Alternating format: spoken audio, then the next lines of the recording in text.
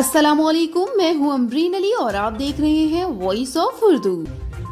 Saudi अरब में मुकीम पाकिस्तानी तरसीलात ज़र की फहरिस्त में सबसे आगे बैरून मुल्क मुकीम पाकिस्तानियों ने मुसलसल 8 माह तक माहाना तरसीलात ज़र $2 अरब से जायद भिजवाने का नया रिकॉर्ड कायम कर दिया। सऊदी अरब में मुकीम पाकिस्तानी तरसीलात ज़र की फहरिस्त में बदस्तूर पहले नंबर पर, जबकि मुत्तहिदा अरब अमारात दूसरे नंबर पर है। जनवरी 2021 में तरसीलात ज़र सऊदी अरब से $5 करोड़ 53 लाख, मुत्तहिदा अरब अमारात से $4 करोड़ 92 लाख, दीगर खलीजी ममालिक से $2 करोड़ 71 लाख और यूरोपीय यूनियन से $2 करोड़ 28 लाख रहे। अमेरिका से $2 करोड़ जबकि बरतानिया से $3 करोड़ की तरसीलात ज़र मौसूल हुई।